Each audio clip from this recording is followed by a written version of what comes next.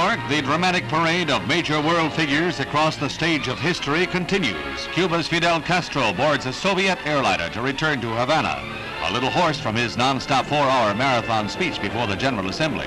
Local police, eased by the departure of New York's most troublesome transient in quite a while, have 2 new VIPs to guard. President Sukarno of Indonesia arrives to address the General Assembly and to meet with other foreign leaders. Sukarno stands as a neutralist between the Soviet and the free world bloc.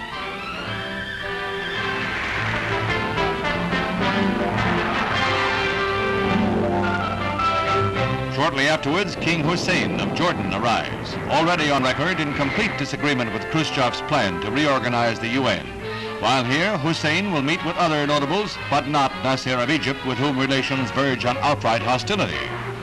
At the United Nations next day, one of the most distinguished diplomatic audiences in all history, hears Britain's Prime Minister Harold McMillan defend Secretary General Hammarskjöld's Congo policies, only to be met with an astonishing outburst by Khrushchev. 3 times the Soviet leader went into tantrums during McMillan's speech, unprecedented breaches of etiquette that literally shocked most of the delegates present. McMillan went on to urge progress towards disarmament, his sober presentation in telling contrast to the boorish outbursts of Khrushchev that left the General Assembly aghast.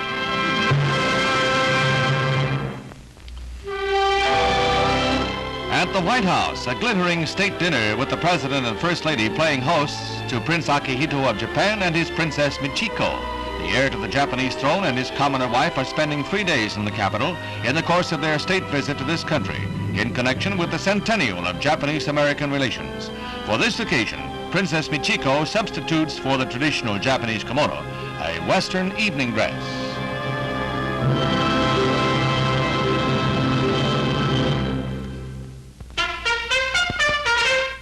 Meet Gene Tingley, who may be an artist or an inventor or a philosopher, depending on how you look at his masterpieces. They are a sort of abstract industrialism, weird and wonderful machines that work superbly but serve absolutely no useful purpose. Their only function is to have no function.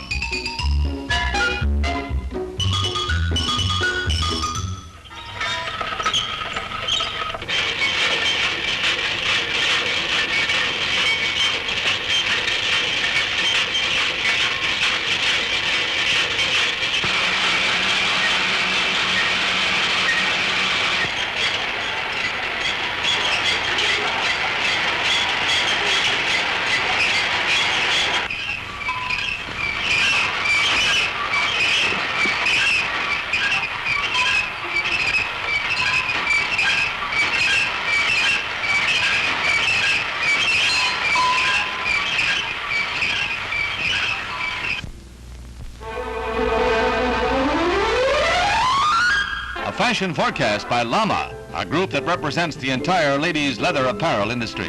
The dinner deluxe costume is this kidskin waistcoat with matching skirt and bright printed blouse. This fox-tiered evening jacket is worn like a cape over a slim rose-patterned evening gown. Giant muff shoes and violet kidskin fingertip length coat with a vivid printed lining, ideal for travel or ski lodge. Any gal can execute a brilliant slalom in this 2-piece golden suede outfit. It's reversible to a snowflake patterned wool. For the worldly traveler, this pearlized black cabretta featuring a giant yoke of silver fox. Ideal for resort going, a crisp blue jacket with white saddle stitching and complementing blouse and a skirt of white silk. Bringing up the fashion parade in high style, a swagger trench coat of white cabretta piped in red, very much in the Dietrich tradition.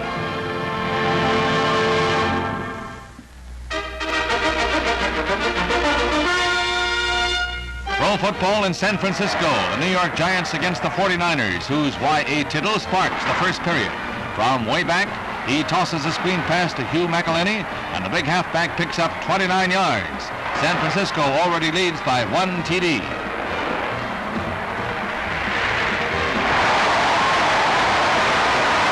Has the ball in the 29, no receiver in sight, so he takes off around left end on a terrific run. He's headed for pay dirt, but the desperate Giants stop him on the 1. Joe Perry slices over to score on the next play, and San Francisco 14, New York nothing. But the Giants never say die. Connerly rockets a pass to Kyle Rote, and the 49ers lead is cut in half.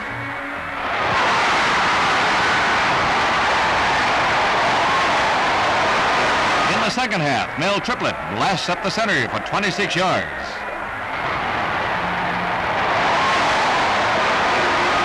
Quarterback George Shaw passes. There's interference called, and the Giants are on the run.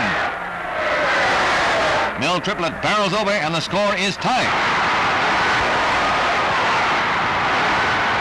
In the last 8 minutes, New York trails by 1 field goal. Shaw drops back, launches a long pass, a brilliant catch by Bob Sims, and he's off downfield for 60 yards.